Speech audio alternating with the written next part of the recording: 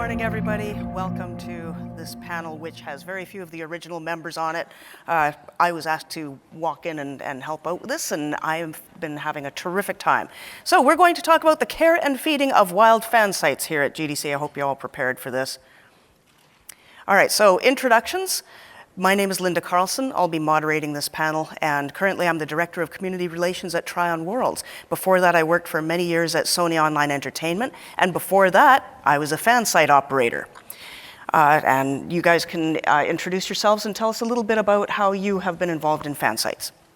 All right, I'm Christin Overton. I am currently a senior lecturer at DigiPen. I also work outside the game industry right now, but my history is I got into games doing fan sites far too long ago, then became a producer in the industry. So now I spent a lot of time figuring out how to balance the value of building as well as communicating with community.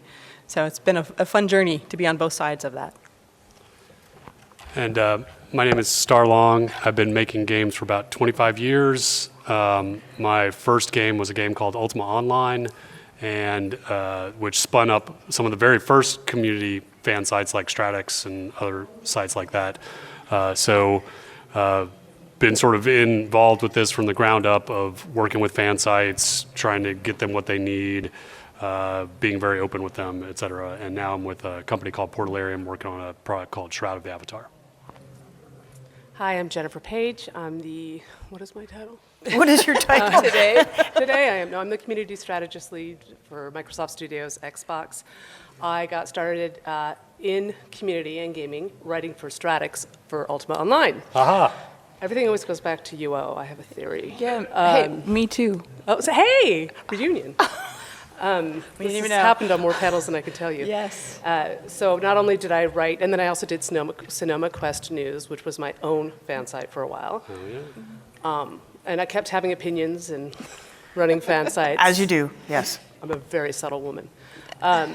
And after a while, a company finally hired me because I think they wanted me to shut up. I don't know that it worked, but so really grew up from the very basement of the beginning of online gaming and fan sites themselves. Right, so now we're going to talk about fan sites and what defines them. Of course, most of us, when we first started working on this, most fan sites were websites, blogs, that sort of thing. And they still exist, there's lots of them. But there are so many different types of fan sites now. YouTube, Twitch, Twitter. Twitter seems like an odd one, but I have a couple of fan sites who operate only in Twitter. They're very visually oriented. They do a lot of memes and screenshots, that sort of thing. Facebook has groups and fan sites. Wikis are a highly overlooked type of fan site because they're run by players. Reddit, Discord, guild portals, and God only knows what we're going to be doing next year. It'll be the next cool thing. So the question for the panel here is, how has the gaming industry's approach to fan sites changed over the years? I can remember times when it was somewhat adversarial. Who'd like to start with that? How has it changed? So it's interesting because I think initially, I'm going back to UO again, initially there were these fan sites that kind of tried to find leaks and tried to get inside scoops, but also reported on everything that was happening within the game itself. Mainly Quest and live fiction stuff, as well as patch notes and all that, but that created community. And it was a little, let's see what we can leak, let's see what we can get. But it changed pretty quickly to being things like Stratix, where you could read and find out what was happening in the game while you were sitting at work. And then it was more of a let us be your microphone for the content that the game's actually creating. From there, it's evolved into everything from QA testers from fan sites, because they give great insight on games themselves, to being a core part of the team, even in early development, which was not the case when it first started. So when I was also at Stratix, by the way, and I started the first Neverwinter Nights site for Stratix. And it was probably one of the first true partnerships with BioWare when they came out with that game. And we actually built tools because there were not a lot of data sources for information about what was going on in the game. So we were actually had one of the first tools on one of the fan sites, and we didn't really think of ourselves as a fan site those days. We didn't think of ourselves as a community site. We were information about the game site, kind of. We didn't really have the nicely framed community site or community fan sites we have now. And it was really cool because we started off on our own, and then all of a sudden BioWare found out what we were doing. And they're like, you guys are doing some great stuff. How can we help? And it was one of the first partnerships, and I absolutely loved working with them, and years later to actually work alongside them on some projects and meet them in person. So it was very cool. It is when it all comes full circle. Yeah, it does. Yeah, it's interesting. It really pivoted quickly, I think, to being a very, very cooperative relationship. I mean, yeah, there are certainly sites that are more about the cheats and the exploits, but I mean, they literally advertise themselves as that's what we do. Like we're about hacks and cheats and exploits. But for the most part, it really is a cooperative exercise between the two. But like you said, it has evolved now where for us, I mean, most of our effort now is directed at wikis and Twitch channels. Those are the two, I would say, the two biggest areas of focus for us. And to the point where, another interesting evolution I've seen is that, a lot of the sites have been scraping data sort of on their own for Right. the long term. But one of the things that I see a lot of us doing now is intentionally exposing data and giving tools to the sites and the especially the wikis, and saying, oh, well, I see you're scraping all this data to get like all the crafting recipes or get all the stats for the weapons.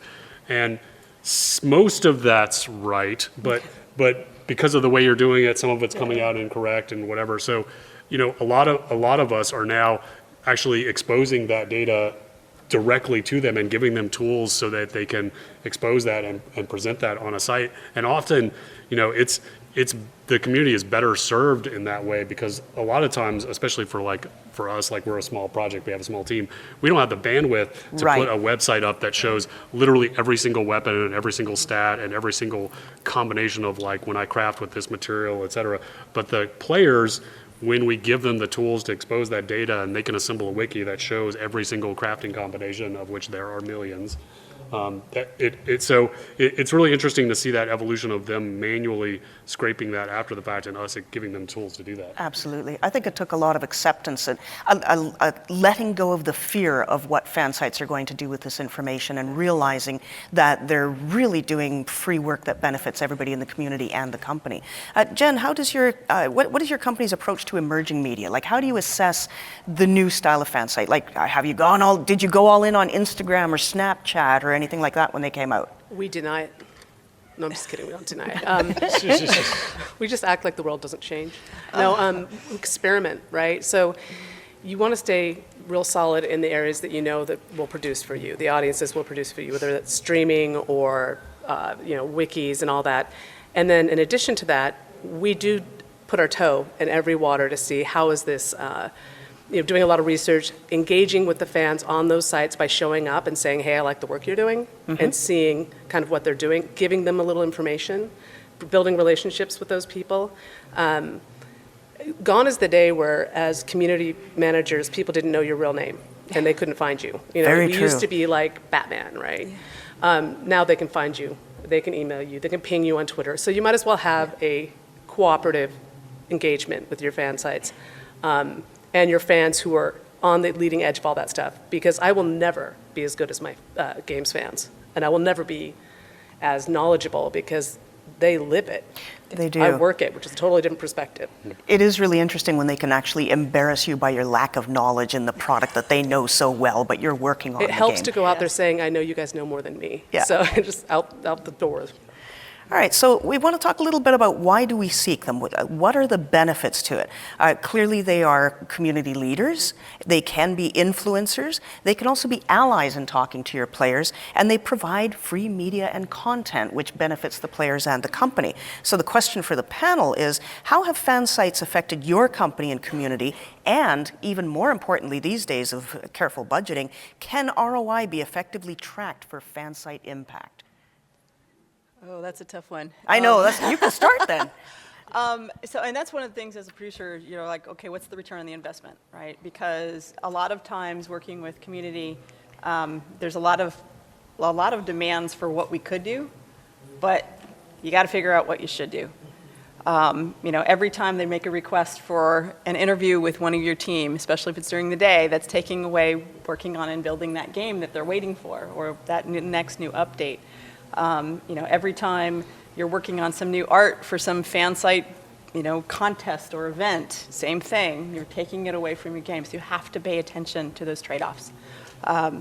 As much as you want to, sometimes you have to say no, because the return on the investment is not going to be the best thing for your game. And it's one of those mixed blessings, I think, because you think about, or at least for me, having been on the other side of that line, right, making those requests. I was the one who was, writing to BioWare saying, hey, can we get some cool art for this next site? Because we're trying to build our community, and that was one of the draws we used to use back then, was art signed by the artist, because you didn't have as many of the early access things you do now. Mm-hmm. And so on the other side of it, when I'm working on the game, I'm sitting there going, God, I really want to help you because I remember being in your position. But now I have a different role.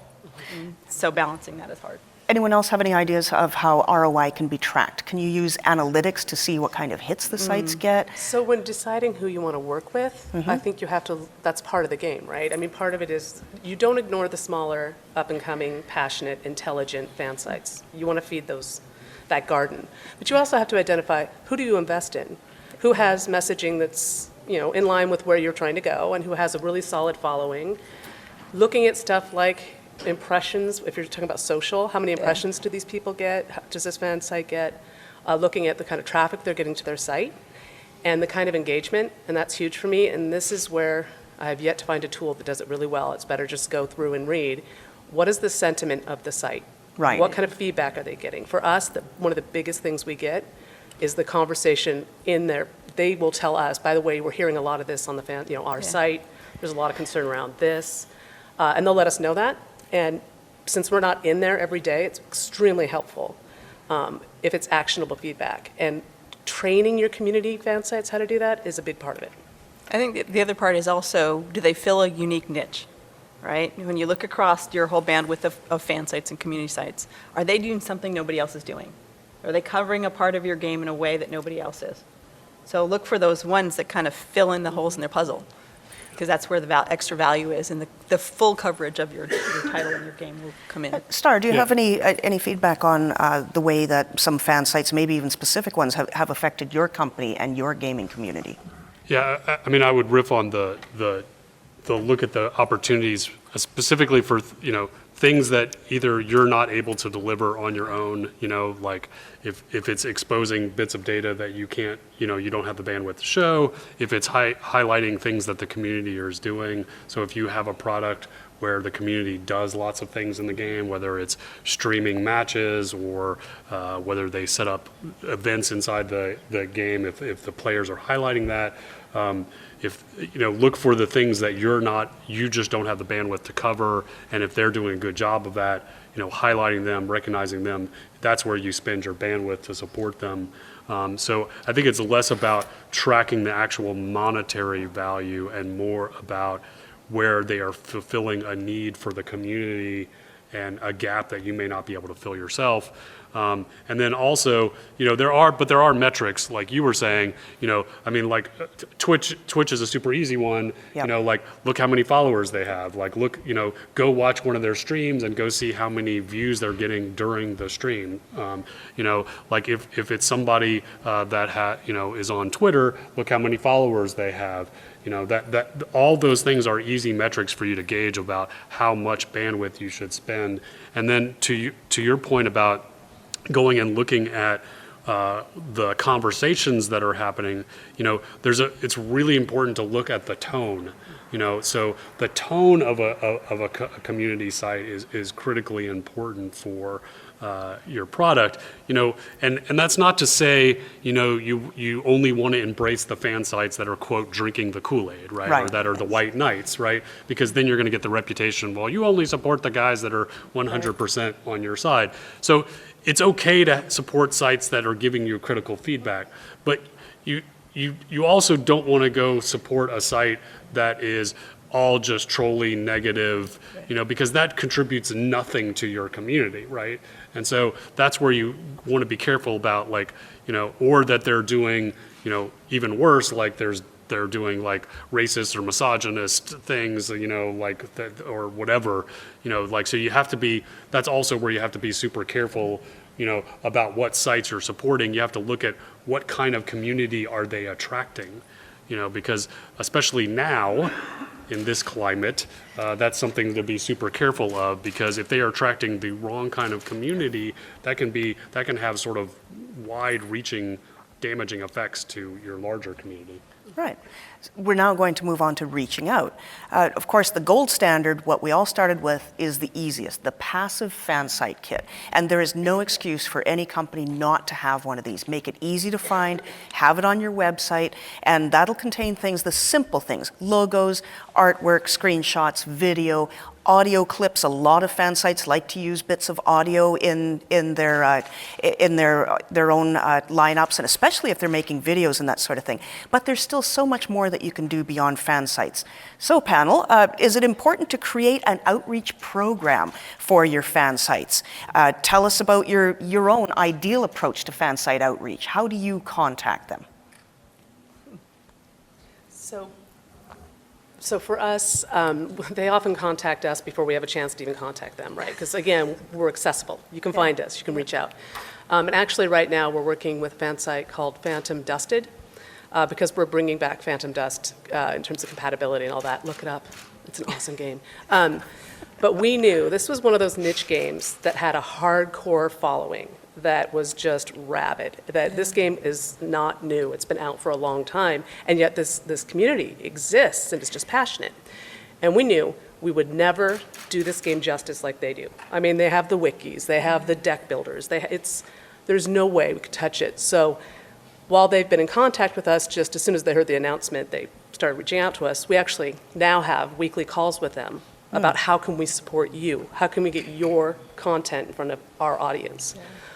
So we do weekly calls with that particular fan site. Other fan sites, it might be a forum, newsletters, things like that, but it's a relationship, and it's a trusting relationship on both sides, and that's important to honor if you want it to be effective. Do any of you assign a person to work specifically with fan sites within your company to be the liaison for it? For us, it's the community manager, whoever's the community manager on that product. Okay. Yeah, it's usually the community manager, but sometimes, like for us, again, we're a small team, and so it's the community manager, but sometimes it's also myself. Right. And so, especially if it's a large site, or in our case, like another example would be for us the Syndicate. So they're the longest running, largest guild ever. So they started in Ultima Online, and then they moved to World of Warcraft, and they've been basically in every MMO since. And they're like 800 members, and have been continuously running. And so, like, I go to their annual convention. I have regular emails and phone calls with their guild leader. So the same kind of thing, and build a relationship with them, because, and again, building that relationship and maintaining that relationship with a group like that is important, because I basically, through their guild leader, got a big chunk of that guild to just migrate from one product over to us. And through working with them and maintaining that human contact. And for us, that's a really important thing, is like, go to their conventions, or go to conventions where they're going to be present, and make that human contact. And we've even, so I work with Richard Garriott, and he very, very much believes in extending the virtual to physical. Right. And so we've even formalized community recognition, and so we have rewards we give out, and so one is that we stole from England. So we have so there in England, you get the OBE, which is the Order of the Britannian Empire. So in our game, the land is called New Britannia, so we have the ONBE, which is, it's a virtual medal and a title that you get in the game for your character, but there's literally a physical medal you get as well, that we have like a ceremony where we pin it on you. So like if we see you at a convention, or you come to our offices, we actually give you the medal that you can wear when you go places. And that's for individuals who do outstanding contributions to the community, either through running a website or a fan site, or running events in the game. And then we have what's called a royal warrant. Again, we stole it from England. And in England, the royal warrant is where, like, the Queen will say, you know, you have a royal warrant to make cars or, like, handbags. And so, like, and when you get that royal warrant, you're recognized as the best person to make handbags in the land. And so we give royal warrants for groups. It's basically the equivalent of the ONBE, but for a guild or a group. And so, like, the first one we gave out to was this group, the Bards of the Poet Circle, who crowdsourced all the music for our game.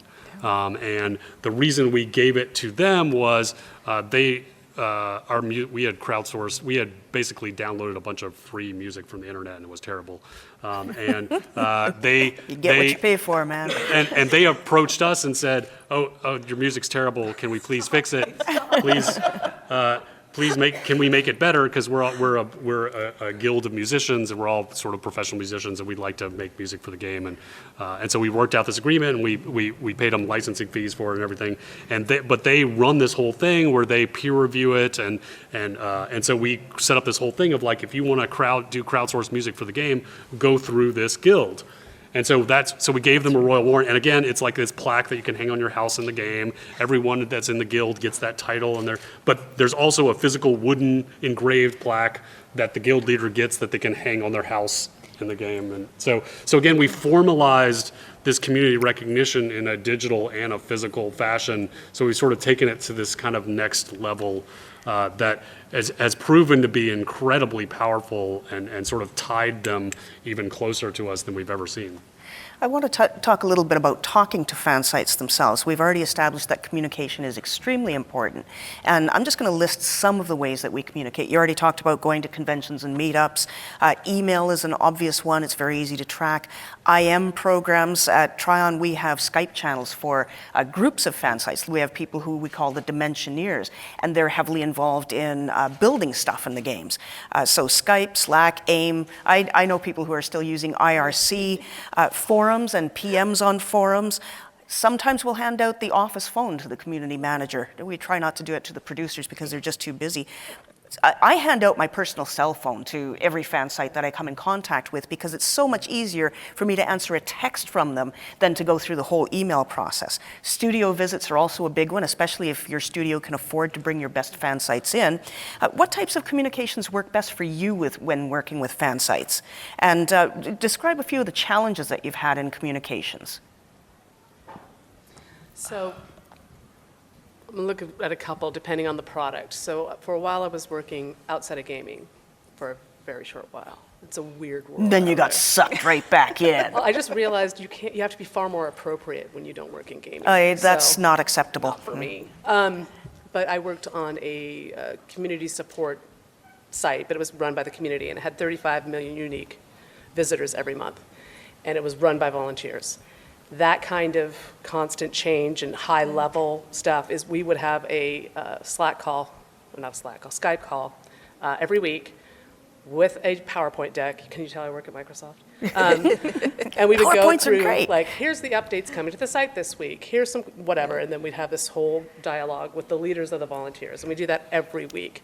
If I tried to do that to my team for some of my other products, they would kill me because changes don't happen that quickly, and I overwork them. So it depends on the product itself, but I have found that day in, day out, quick one-offs, emails, texts, I need to be available, or rather my team needs to be available. Yeah. Make sure you phrase that carefully. Don't actually do anything. But when it comes down to it, all of that is great, but you still have to have, in my opinion, that person-to-person contact. And I have some folks that are my canaries that will call me and say, have you checked Twitter? You know, those people who, 12 o'clock, in the middle of the night, I get a call and say, no, trust me, you want to log in. That kind of stuff. I need to have that kind of communication with my trusted community members because, you know, they're all over the world. So it doesn't matter what time of day, I've got people out there watching. and letting me know when to freak out. That is actually a very good point. I used to, when I first started working in community professionally, I was kind of loath to give out my personal contact information because I didn't want these people bugging me for stuff. In retrospect, that was really stupid because when I finally started doing it, they were not bugging me. They were helping me at every single turn by alerting me to problems that were going on in the community or letting me know when somebody's running a really awesome contest and that sort of thing. So I had to let go of the fear of allowing that communication to operate on a very personal level. But could you see it also getting out of control where it's taking over the working day in the life of your community managers or whoever you've got assigned to it? Well, you can't always be in reaction mode, and that's part of the problem. So having those extra eyes out there really helps you to focus on when you do need to get involved. The volume of negative is, you want to drop it. Drop what you're doing, change your priorities, focus on the right thing for the community and the game. But if things are going well, maybe all you kind of do is monitor it and make sure that it's heading in the right direction. So a couple of things that we've done in the past to kind of help with communication. I come out of a couple of small projects. And usually as one of the first producers on the project, I'm the de facto community manager. So those first touches are often fall to me until we say, hey, we have enough volume to hire somebody to do it full time. So I have to kind of squeeze it in between all the other things like shipping a game. And so we have done a couple of things like even setting up very specific aliases within our company that they know of, they can send to. So if they see something happening, there are certain people in the company that are automatically part of that alias, so we all automatically get it. So one of us can respond. And we kind of have had a mini on-call for community because we didn't have a dedicated person whose job was to do that. So when you're in a smaller studio on a smaller project, you have to be a little more creative for monitoring that volume. And you don't want to be that person who wakes up at 7 o'clock to 1,000 email messages. What the hell happened overnight because you bothered to go to sleep? So anything you can do to kind of raise your awareness without trying to build out a team that, to what we said, can keep track of it, round the clock worldwide. You just can't do it. So you have to find ways to there is no sleep in the game industry. No. Starr, what are your favorite communication channels beyond going to the conventions and meeting people face to face? So we have forums, and we make sure that we set up notifications. So if someone tags us in the forums or sends us a PM, that we'll get a notification that happened, and we make sure that people know that if they tag us or send us a PM, that we'll respond within a certain amount of time. Like Richard on Twitter, he literally will respond to every single tweet. If like a little secret. I'm totally going to test that right now. No, he will respond. So if you tweet Richard Garriott on Twitter. Everybody right now, get your phones. No, seriously, he will respond. He responds to every single tweet. Just like and on our forums, I respond to every tag and every PM. So we use we sometimes give out email. But most of the time we try to channel that communication in the forums, but we also are always on, so we're also on Steam. So we're on those Steam forums. We also do Google Hangouts with our community. Do you? Wow. And we do a monthly live stream with our community, and then quarterly 12-hour hangouts with the community that are. And so I think those are. Wait, 12-hour hangout? How does that work? Are There's a you lot there of- for there's the a whole lot- 12 hours? There's a lot of drinking involved. And Okay, dancing sign me up. Yeah. Yeah, we've done some AMAs, they focus on different disciplines. We'll get all the artists together and do an AMA for anything on the art side. Just lots of creative things to kind of engage them in different ways. Yeah, those hangouts are basically AMAs, so we collect a bunch of questions ahead of time, and then we answer those questions on air. But we use Discord. Right, Nice. Discord's and so, terrific. And we're also collecting questions live while we're hanging out and answering those too. So one thing I did on the live stream when we were working on Gigantic was the community was they were live streaming from a show, and I wasn't at the show, so I was home. And so what I did was I took all the questions that I knew they didn't have time to answer. So I would hop in if they were asking some information or if somebody said something incorrectly. So I was like, I know what's going on with the game, so I just said, I will just lurk and make sure that the data that's being portrayed either by the community, if they're getting it wrong, I'll fix it. If it's correct, I'll reinforce it. so that as you go back and look through that, the text chat afterwards, you actually are getting new information about what's going on with the game. And it was one of those things that I did kind of accidentally one time. And then after that, community team was like, when you're not at the show, can you make sure you do this for us? Because there was just so much less that they had to worry about, right? But they also knew, since I was working on the game all the time, I probably had the most relative information and most accurate for that where we were in the production cycle for the game. Let's talk now about setting expectations. As you know, that's fairly important. A fan site, they're building, they've contacted you or you found them, they're very excited that you're paying attention to them. I do think that it's important to set expectations as early as possible. Now, especially if you're dealing with some major, huge fan sites, regardless of what platform they're on, and a couple of really small ones that are not really doing that well. Sometimes those ones will expect just as much attention as the huge ones, and how we deal with that is important. How do we show support for our fan sites in general? We promote their stuff, we retweet them, we share on Facebook, we comment in response to their posts and what they're doing. Very often, companies will offer free access to games or items and content that are in the games so that the fan sites have unlimited access to everything that they want to comment and talk about. Starr had already put in here, and I should have put it in here too, data feeds are extremely important to some fan sites. Direct access to the community manager for questions. Access to devs for information, even if it's indirect and must be requested through the community manager. We often provide support for contests and events that the fan sites are running. When we were developing Atlas Reactor, people kept asking about tournaments, and we say, well, we're not really sure if it's a tournament-style game. Here we are in alpha, and the players are organizing tournaments through fan sites, and that was a great eye-opener. You've got to support that sort of thing. We offer people giveaways. Maybe the fan sites are doing giveaways to their own fans. And also people are increasingly developing affiliate and profit-sharing programs with fan sites. So, panelists, do you have a formal outline for fan support that you give them? Like, here's what we'll do for you, and here's our expectations? And what do you do if they request things a lot more than you're able to provide them? What if they start getting really demanding? So this goes back to what you were saying about can it go negative? Having too much contact with your fan sites, right? Or having them have contact with us, or how do you motivate your fan sites to be a power for good and not evil? It all goes back to how much value are you giving those fan sites, right? Are you just expecting them to blow a horn and celebrate you, or are you providing them with quality content or access and all that? If you set that up in the very beginning as part of that conversation of, here's what we're going to provide you, based on the fact that you have been identified as a top fan site. And I'm real clear with people about what we can and cannot do. This will also evolve, because just when you're like, and this is what we're going to give you, oh wait, now there's streaming. Okay, now we're going to give you this too. Oh wait, now there's whatever's next. It will constantly evolve and change. But I'm very clear at the beginning to say, here's how we're going to make you successful. They're doing us a favor. We want to make sure we honor that and provide value. At the same time, there's real clear expectations out the go of, listen, if, we were talking about just the other night, if you retire and suddenly have a life and don't want to run your site anymore, we totally get that. That's not a further slide. You're skipping ahead. Cheating. But, that's totally fine.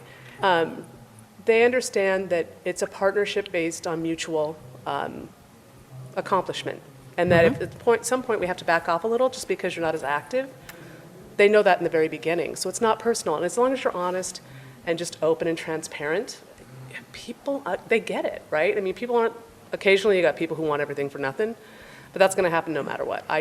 Open communication and having it posted very clearly, and I actually like to post them publicly, our fan site kind of policies of, this is how you become a fan site, this is some of our expectations. Do you do that on your forums or on your website? I would do it on the site. Now, On the site. Don't look at my sites right now, because they're not there right now, because we're still developing it. But no, I think it should be very transparent, because I don't want people to ever wonder, how come you chose this site and not that site? Or it's just, You're right, quite yeah. honestly, most people get it, right? We're not new to the internet, but it's just always better to be as transparent as possible. The one problem, though, is remember most of us get involved in fan sites because we have a passion around that game, that title, that studio, and passion is personal. And so as much as you try and draw that line, as much as you try and keep that kind of relationship where it needs to be on the business side, eventually it's going to cross, and you got to be kind of really careful. So, I mean, I'm blessed to have gotten to be really good friends with a whole bunch of folks I used to be, on the other side of. But there are days when I have to remind them, I'm like, I work for this studio.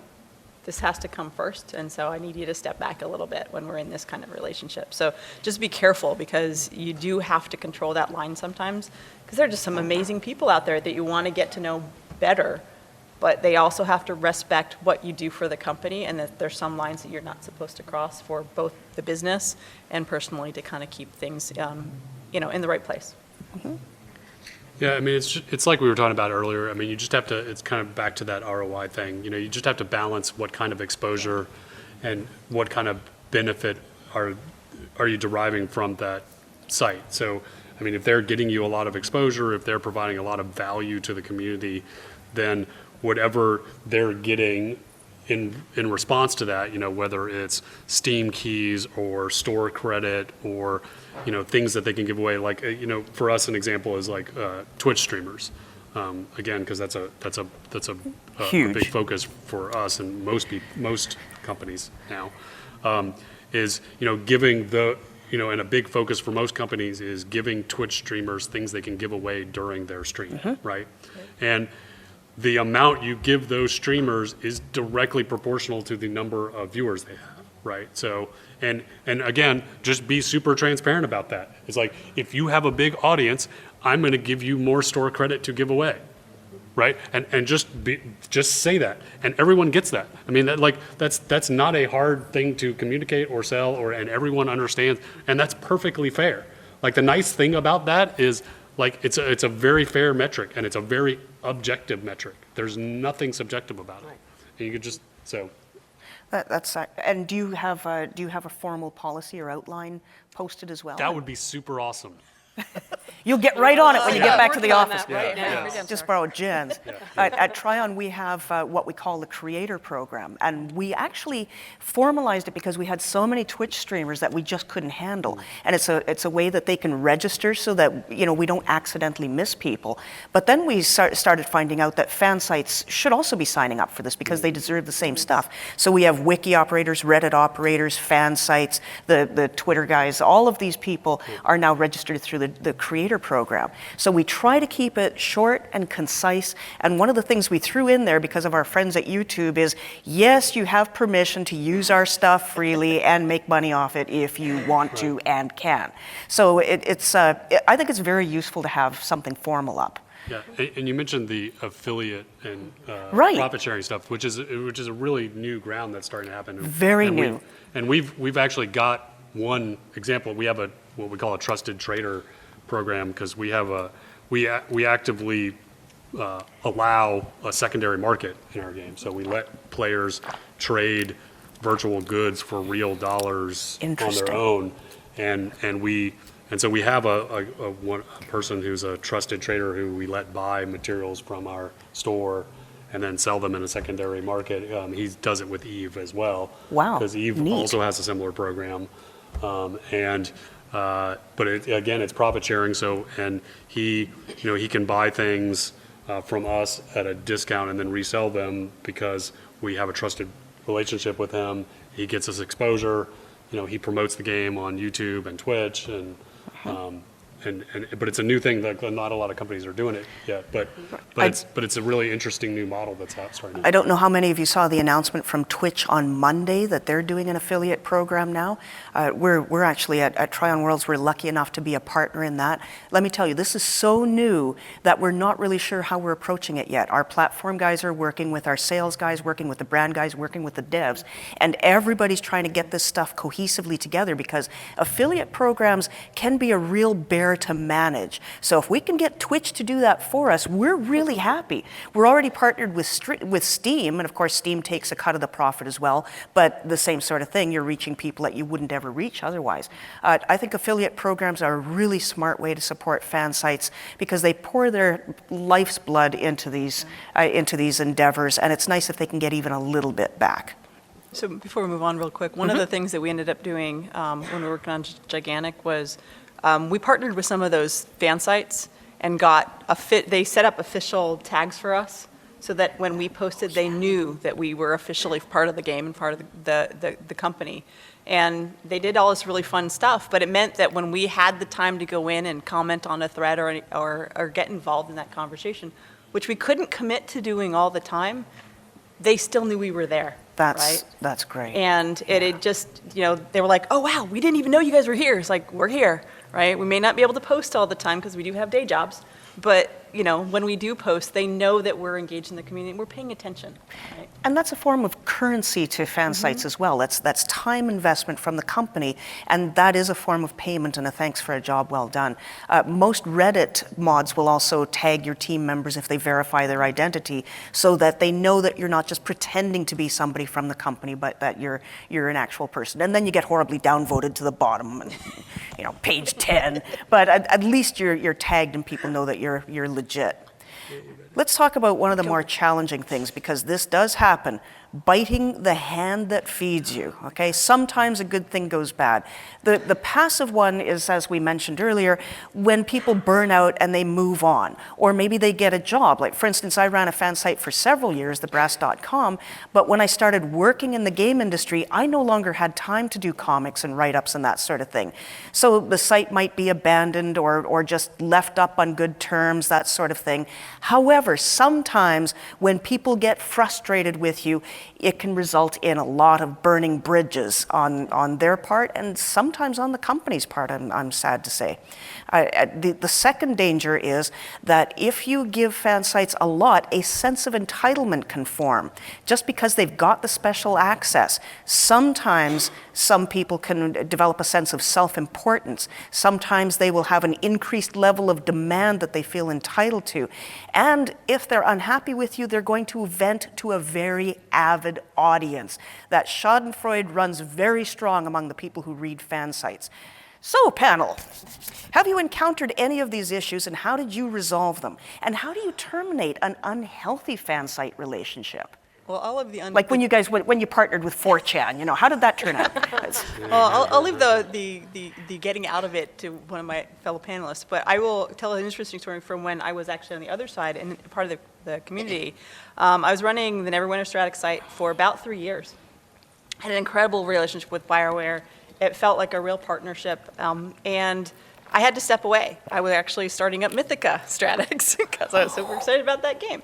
So I wanted to step out, but I was also building a bunch of stuff for the back end for Strategics, and I just didn't have the bandwidth to do both.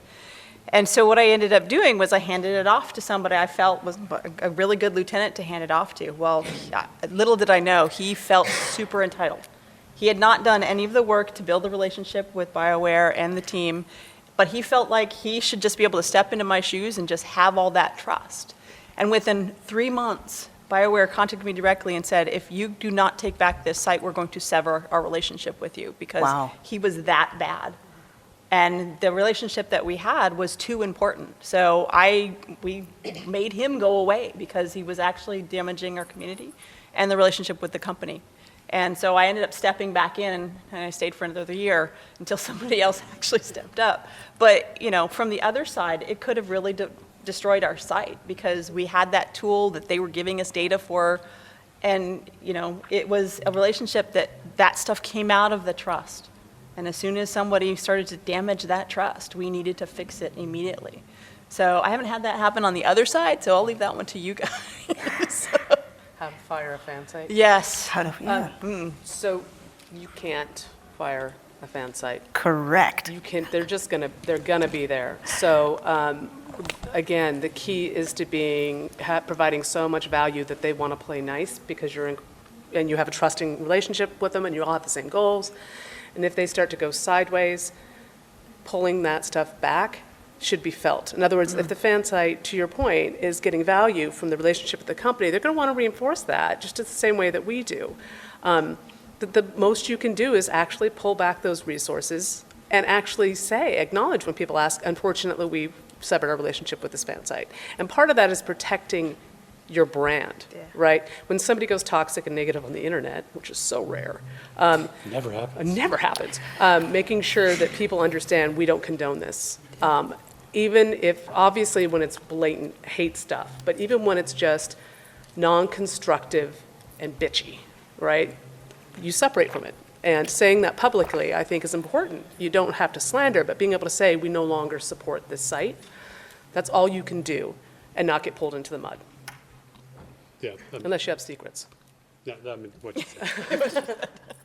That's all you're going to say? Wow, 25 years in the industry and you don't No. have a cool story, bro? I mean, that's it. I mean, it's really that simple. I mean, Yeah. you just have to make a public statement and say, we're no longer work. I mean, that you can't do anything else. I mean, you can try and get them back on track, like you said, by either pressure or demands or you know, Finding the old owner. throttling back on supply.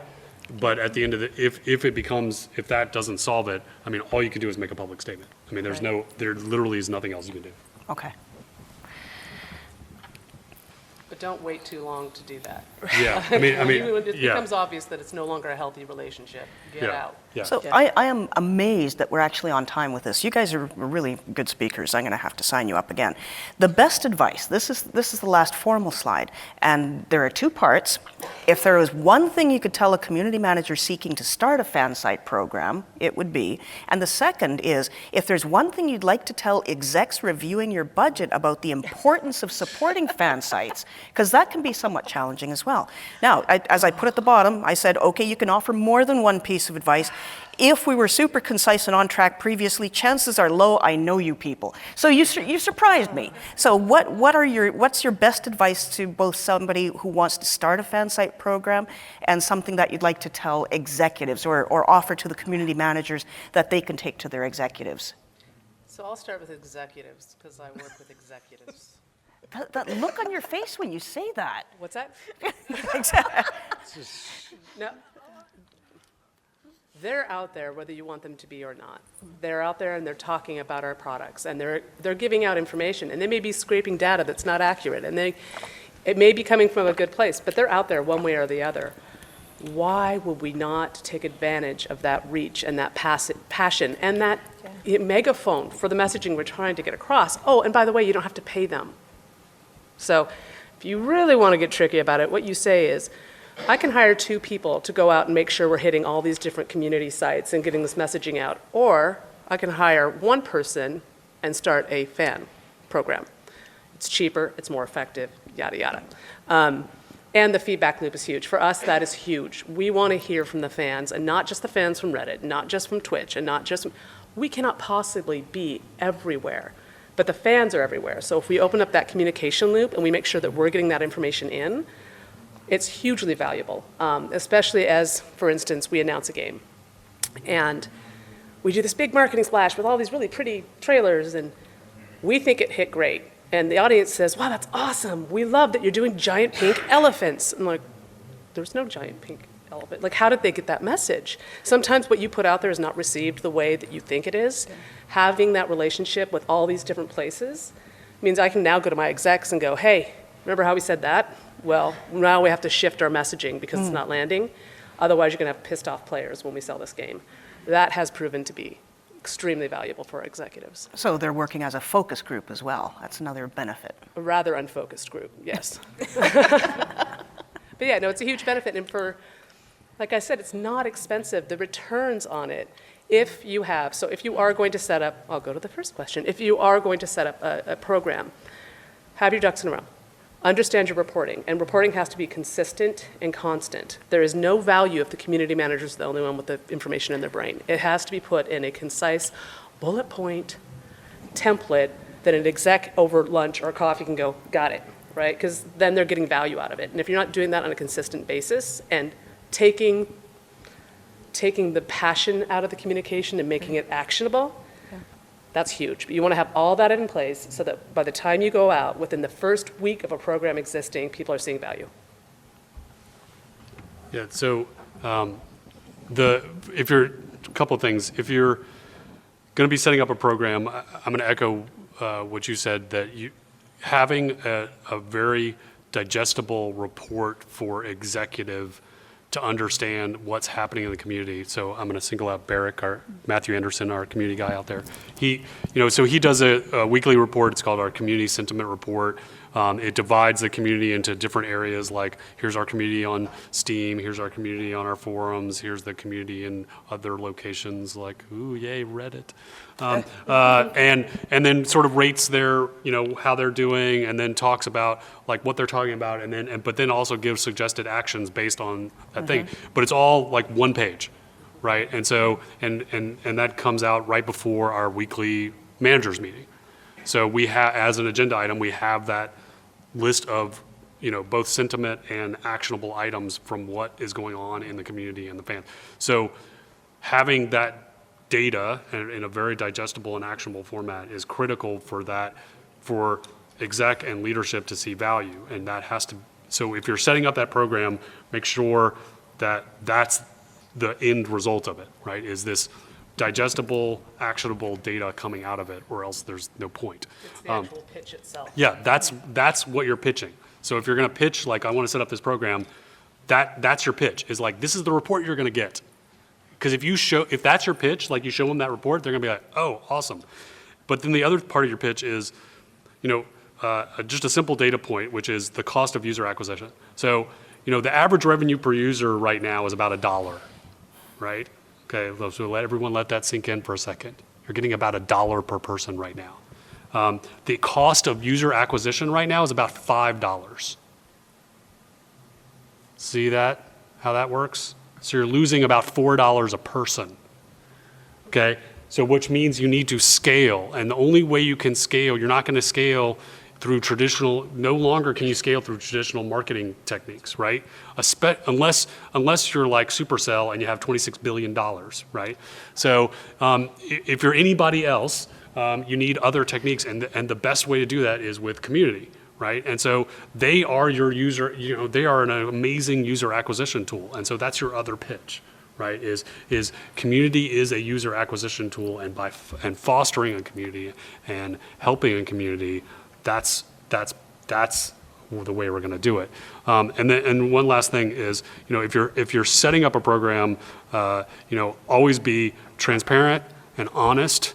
That's key to any program. Like be open and honest with your community, and be clear about what works and what doesn't with your community, and recognize the outstanding contributors. So people who are but don't do that until they consistently display positive contribution. Like if someone is doing something really awesome for like a day, don't immediately jump out there and go, look at that person who did one day of really awesome things. Wait till they like do months of really awesome things. But once they consistently display something positive over months of time, publicly recognize them. Show the community, this is what we like.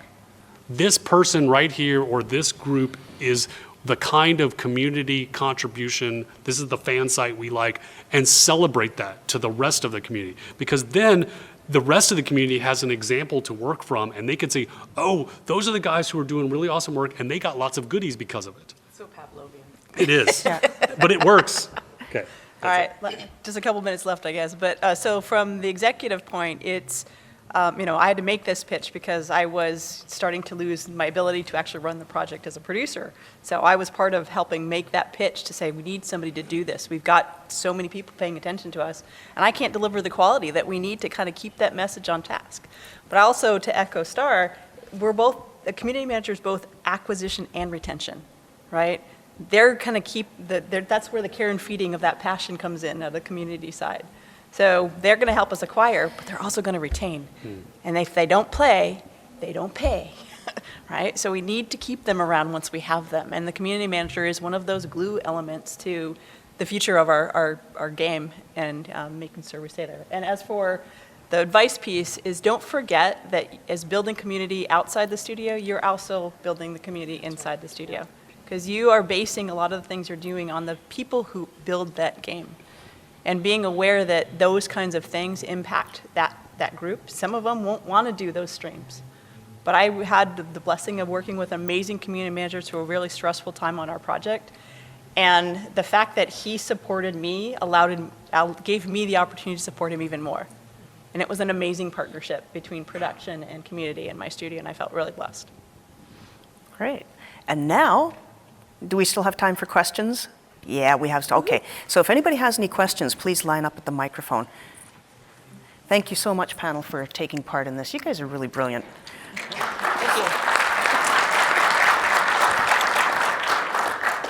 Hi, thanks guys. I'm Nick Huggett from Kickside. We've made a big push into mobile gaming. One of the big things that we've seen is that our players like to communicate through messaging apps, including Line. And one of the kind of roadblocks we run into is that I was a part of a bunch of different chats, and a couple of them basically decided they didn't want the company overseeing or seeing what they were talking about and basically kicked me out. So not because of anything I did, they just didn't like the feeling of Big Brother looking over top. So my question is, if you're in a situation like that, you want to be part of some of these talks that some of your players are having, but not that they hate you, they just don't want you looking over their shoulder. Do you respect that and just let them do it, or do you infiltrate and try and, you know, pretend to be one of the players? Like, there's a couple of different avenues. What's your advice? You're asking if we want to advocate spying on your community? Yeah, You guys, you go ahead and take that. Absolutely. Don't I'm spy. asking what you. Yeah, well, I'm asking what Yeah, you would the do. price you pay is greater than what you're going to Yeah. gain. They will find you know? out you're spying, Yeah. so don't Yeah. do it. So Yeah. instead, just kind of approach them and say, hey, can you guys give us just kind of an overview report? We don't need to see the details. Just give us. Tell us what you come up Tell with. them what you're talking about, the things that matter to you guys. We don't have to be there to get that information. Well, there's a reason why they're having the conversation, Yeah. right? There's a reason why they're having those conversations. And it may be that they want to be able to vent without you hearing. Right. And that's fine. But that's not what you need anyway. Right. You need actual feedback that's actionable. And so the people that are running those chats, to your point, if they can give you some talking points, that's great. Otherwise, you may need to start your own or have another group that you can incentivize to start one on your behalf. And incentivize is, again, very transparent, right? It's a, hey, we would love to, we'll even give you some tokens to give out during your chat, but the goal is we want feedback, we want amplification, whatever your goal is, just be really transparent. But with things like that, it also becomes really gamey, which is, it becomes this weird, well, we said, well, we think. It's like, that's not, no. We're doing everything above board. If you're not comfortable and you just want to rant, go for it. That's not something that's useful for me. And I think the end goal here is you're trying to make sure that once you build the trust with the community, you keep it, right? So being transparent about not invading their space if they don't feel comfortable. Because if they truly feel that they can trust you and you can trust them, you're going to hear about that stuff faster than the tide of it getting out on the internet. And that's what you want to build your relationship on, is that trust. If you're going to be transparent, like Jen said, be transparent. Say, hey, we want to join you guys, but we'll respect you if you guys don't want us there. Also, that's so weird. But it's not. There are a lot of sites out there where honestly devs don't want to go. But no, I'm serious. There was EQ2 Flames, for instance, was a fan site forum that was started as a place for people to go rant and rave. And we did not have our developers posting there, because remember that a developer's presence is also a reward. Do not underestimate the power of your developers. If you start a weekly chat and invite everybody to it, do not underestimate the power of developers to pull in people who are really interested in your game. So just go start your own. Yeah. Next question. Hi, my name is Liz. I work at Pocket Gems on a product called Episode. We actually have a ton of fan sites, but one of the issues that we're running into is that the fan site operators actually kind of hate each other. Yeah, that happens. So what advice or insights do you have on dealing with situations like that? Feed the fire. Let's see what happens. No. So back in the day, Okay, sorry, I'm going to repeat the question for the audio. What do you do when your fan site operators hate each other? So back in the day when I did have fan sites who hated mine, we actually had to learn to build. The companies were not going to fix this for us. We actually eventually arranged an agreement of respect. It's like, if you're going to go steal our content, damn it, give us credit. Right? So it was kind of, we had to work out, because it was in the early days of this, right? And so you got this unique screenshots or data from the game company or whatever, the studio, and all of a sudden it appeared on somebody else's site. Yep. And they didn't credit you. I was like, I don't care if you cross-post, have a good time. Just tell them where it came from so that we get acknowledged for that effort, right? So a lot of it was just building respect between us, and that had nothing to do with the company itself, right? And it's like, come on, be grown-ups. Let me ask in turn, are they coming to you to come solve their Yes. squabbles? So my community is primarily teen girls. Oh, well. So we're talking frenemies here. Is that where we are? Okay. I don't know. I know a So lot of it's like developers really are- hard Yeah, to, that you know, too. like deal with. But are they coming to you? In some cases, yes. Interesting. In some cases, it's, did you know that so-and-so is doing this? You need to ban them. That's great. Yeah. I've heard that a lot. Yeah, yeah. Believe me, it's not just teen girls that do that, by the it's way. not Yeah. just teen. No, no, no. pretty much I would everyone. actually, we take the high road, right? And we illustrate adult behavior, Yep. at least in public. So when people are coming to us with those kind of complaints, it's like, well, as long as we're within the guidelines. I mean, you start sounding like a pamphlet or something, but to some extent, not adding to the drama and not even getting your toe in Yeah. the water is so important. Yeah. Because you just don't want to reinforce that behavior, no matter who it is. And then it does get to the point where you just remind people there are, in order to be acknowledged by us, again, make sure you have a carrot, make sure you have some kind of value, you have to be behaving within this code of conduct. And a code of conduct is important. We haven't touched on that, but a code of conduct is important. And outlining in the very beginning, we will not tolerate hate, we will not tolerate toxicity, we will not, all that stuff is part of that. And then just pointing to it saying, as long as we're okay here, okay, thanks, bye. And just not getting too involved. You'll find that they will grow up over time, or they'll go someplace else too. And when I say grow up, a lot of times it's adults who start these fan sites, and they also have to adjust to that social environment. Definitely not just teenage kids. I think we have time for one more question. Okay.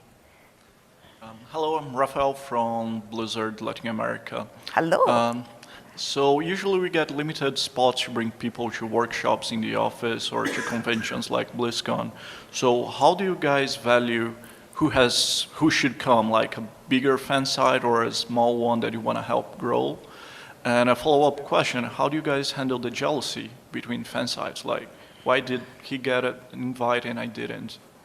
Like, Starr had a really good response to this earlier, where you're evaluating fan sites. So again, being transparent about it. So communicating why you made the decision. So if you make the decision that you want to bring a smaller fan site for the purpose of growing them and helping them, just say that is why you did it, right? And so, or if you made the decision that you only want to bring web fan sites that are of a certain scale because they have a certain exposure, but just be clear that that was the criteria. Or if you did a mix, also say that. Say, we chose two fan sites that were of this scale because they had this exposure of this many views per whatever, that metric. And then we intentionally reserved 2 slots for smaller up-and-coming sites. And just be transparent about that. And yes, you're gonna get jealousy. I mean, that's gonna happen. But if you are very transparent about why you chose those, and if you did it by, say, a lottery or something like that, you say, like they're like the 2 smaller ones, we say, we chose the 2 biggest, and that's an objective metric. And then for your 2 smaller ones, say, we looked at we chose 10 smaller ones, and we randomly picked 2 out of those 10 smaller ones. And then again, if you're transparent about it, they're going to get jealous, and they're going to have some foment about it for a little while. But if you were transparent about it, that won't last that long. Yeah. thank you. And I do agree, by the way, the combination is the best, right? Yes. If we only feed our big, giant fan sites, everybody else gives up. And suddenly, you are dependent on 2 sites, right? You always want to have the up-and-comer that is building, has new perspective, fills a niche maybe that isn't already filled. But it also helps with the entitlement when it's not just 2 juggernauts or 1 juggernaut fan site. They become a little less cocky if they realize they're not the only show in town. And the silver lining is you have several fan sites to be jealous of each other. And that's a good problem to have. Yeah. Well, I think that's it for us. Thank you all so much.